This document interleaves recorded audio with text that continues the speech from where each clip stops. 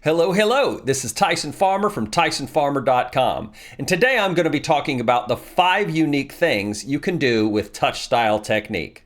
I'll also be talking about what touchstyle instruments are in general and how they're different from traditional guitars. If you've watched any of my other videos on this channel, you've probably seen this monstrosity in the background.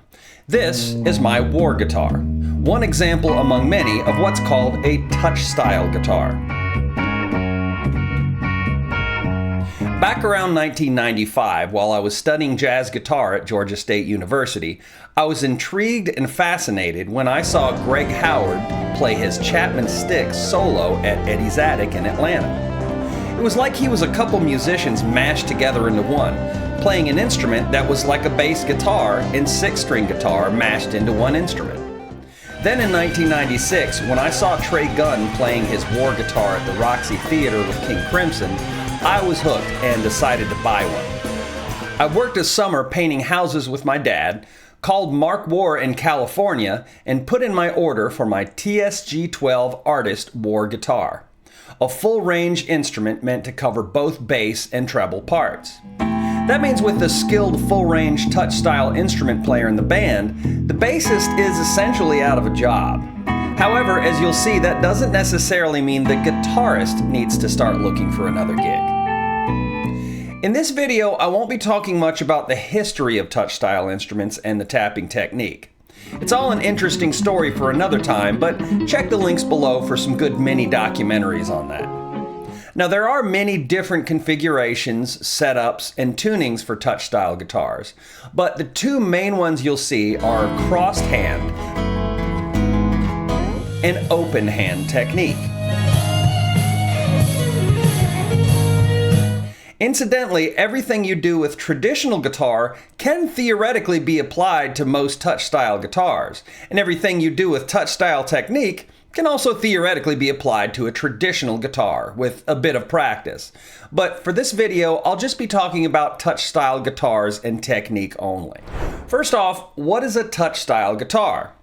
In my personal definition, I think of it as an instrument that's specifically designed for touch-style technique, which is basically slamming your individual fingers down on the strings to get notes out of them, with all your playing fingers of both hands, sometimes even including the thumb. Experienced guitarists should recognize this as basically a bunch of hammer-ons, but without picking the string first and with all the fingers of both hands. Some players also call this technique tapping or finger tapping. But I personally feel this kind of clouds the issue because the style that guitar players like Eddie Van Halen and others have used is also called tapping, and it's not the same thing as touch-style technique specifically. In other words, although Eddie did a lot of tapping on a standard electric guitar, that doesn't make the instrument he played a touch-style guitar, because he also used a pick, and to my knowledge didn't regularly use all 4 fingers of both hands while he tapped. Which means what he did was not technically touch-style technique. Most traditional touch-style instruments will have a separate bass and treble side like my war guitar. But there are subcategories and exceptions. Some are set up low to high like a standard guitar with a buttload of strings, similar to 8 or 9 string guitars. Like I said, because they do have strings and frets, you can play most touch-style guitars like a traditional guitar or bass if you want, as in picking, finger picking, strumming, or even slap bass.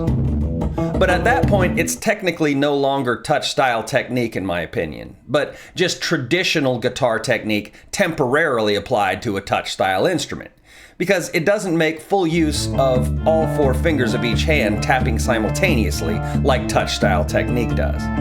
I'm not criticizing those tricks or saying not to do it with a touch-style guitar. I'm just stating that's not what touch-style guitars are really designed to do. First, let's start with some of the things I've learned over the years that touch-style technique can do that a traditional guitar cannot. Thing you can do with touch-style number 1, producing 1 note per finger. This one's the most significant factor about touch-style technique and what I feel makes it the most unique.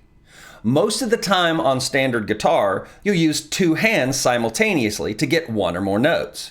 It's a wonderful sound that's unique to picked or plucked instruments, but objectively it's pretty wasteful in pure economy of motion terms.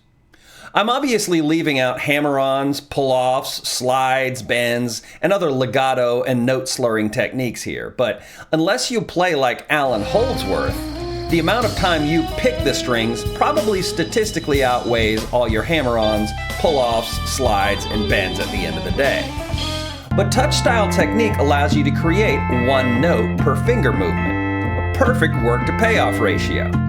One of the particularly nice things about this is that you never have to hassle with the extra step of synchronizing your fretting fingers with the timing of picking the string with a guitar pick. For instrument players who use a pick, this is an insidious and difficult skill that always adds more time to your learning curve at first than you might think, especially when you're working for precision. This is obviously a non-issue when you take the pick out of the equation. You just tap your finger down to the string, you get a note. So it's technically more like a keyboard technique than a guitar technique. Now, arguably, you can make more than one note per finger, but you can do the same on a piano, see? In fact, start getting used to me comparing touch-style technique more to keyboard playing than to traditional guitar throughout this video. I mean, I haven't even mentioned the harpeggi yet, an exotic and crazy cool and stupid expensive instrument that's designed to act like a keyboard with tapped strings, but it's still just a touch-style instrument and technique at the end of the day. This is why keyboard players usually pick up on touch-style playing faster than a traditional guitarist. Guitarists essentially have to start over, while keyboard players just adjust to playing on strings with their fingers instead of keys. At the end of the day, it can be a pretty painful learning curve for a guitarist, trust me. Add more hammer-ons and pull-offs and slides into the mix, and you can potentially be even more dangerous.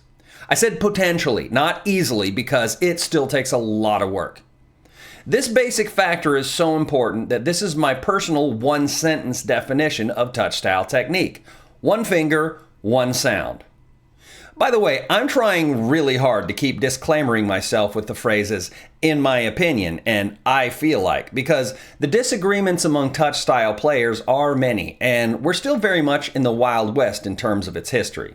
If you disagree, fight me in the comments below. But if you do agree, fight me anyway. But Tyson, you say, I play with a lot of legato guitar technique already. I'm a dead ringer for touch-style technique, right? Okay, you're halfway there, but not so fast. Get ready to... because now your picking hand has to catch up with your fretting hand. And it'll probably be starting from square one again since it's more used to holding a pick most of the time.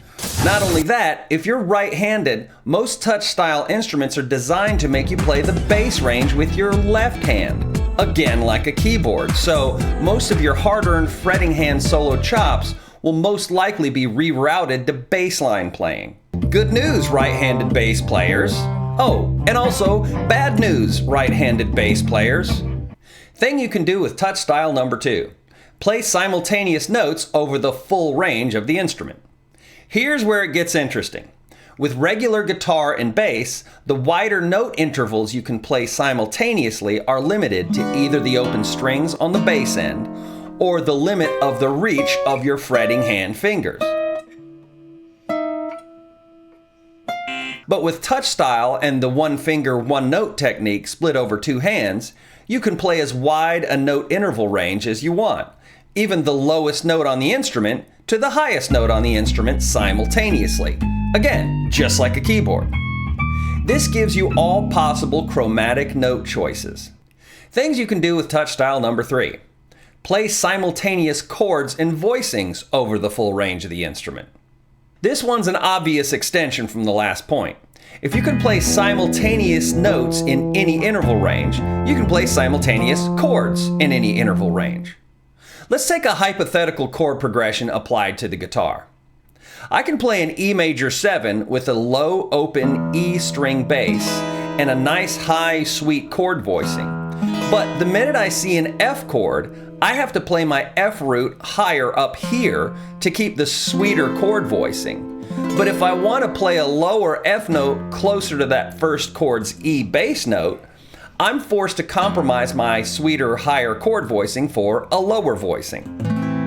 Next chord, A major 7, and no worries on guitar because I can use the open A string with my higher chord voicing. But then that G chord totally screws up my options again. Not really a non-negotiable factor or world-shattering deal breaker for most guitarists, sure. I mean, just ask Joe Pass. But it is arguably limited in options. Now check out the same chord progression on my war guitar with touch-style technique. E major 7, F, A major 7, and G. All the bass notes where I want them to be, and all the chord voicings where I feel like playing them. True chromatic bass in the range I choose, and I can basically do whatever I want with my chord voicings. But that's not all. If you're familiar with slash chords, this is where touch-style instruments can really shine.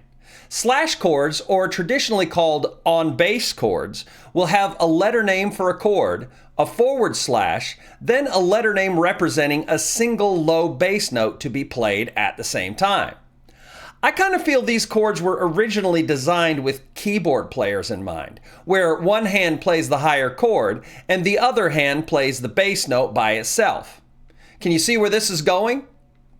Guitarists can of course play slash chords, but there's almost always going to be some kind of fudge factor involved because of the technical and range limitations of the guitar. Take a D/C chord, for example. I have to find a D chord or triad on the guitar, and then search around for my closest and lowest sounding C bass note. Usually there's only going to be just one. Not many options here in this position without uncomfortable stretches. On my war guitar, however, I'm not limited in my choices since notes aren't limited by one hand's reach. Treble hand simply plays a D chord in any voicing I want, and my bass hand plays any C note I want, or even double up on octaves of the C bass note if I feel like it. How about F/E flat? Guitar can do it. I can choose it here, or even here. But with touch style, I can choose an E flat chord wherever I want it in any voicing I want, and the F bass note separately wherever I want it, even with some bassline melodic movement if I want. Thing you can do with touch style number 4. Play bass lines and melodic lines and chords simultaneously. This one's another obvious build-up from our previous points. If you can play bass notes and chords simultaneously, it's a fairly easy logical step to playing bass lines and melody lines simultaneously. I said logical step, so don't get too excited here. However, touch-style instruments are designed specifically from square one with this factor in mind as its reason for existing. That doesn't mean it's easy by any stretch of the imagination. It still takes a hell of a lot of work, but when you put in your woodshed time with an instrument like this, you stretch more and more into the capabilities of the instrument over time. And as I mentioned before, keyboard players can pick this trick up a little faster because technique is kind of baked into the cake with touch-style instruments. Thing you can do with touch-style number 5. Effect your treble and bass sides separately. Most touch-style instruments are designed to have 2 outputs, or one output that can be split with a stereo cable. This allows you to be able to go through 2 separate amps, and by extension, 2 separate effects units, making it truly sound like 2 separate instruments. This is why my favorite touch-style players are guys like Greg Howard, Jim Wright, Colin Marston of Behold the Arctopus, and Kevin Keith, who unapologetically use all kinds of cool effects on their touch-style instruments, where clean tones are only one of the palette of tone colors they use. The closest analogy to this in the keyboard world is either a split electronic keyboard setting or playing on 2 separate keyboards at the same time. So there you have it. The 5 things you can do with touch-style technique that you can't do with standard guitar technique. What did you think? Did I leave anything out? I probably did. Let me know in the comments below. I also teach private touch-style lessons online, so check below for the links to my teaching profile. This is Tyson Farmer from TysonFarmer.com. If you want to dive deeper into music theory concepts or even just improve your technique, speed, and song playing chops on guitar, bass, touch-style guitar, ukulele, banjo, or vocals, check out my online teaching profile using my link in the comments below. Stay self-motivated and keep playing.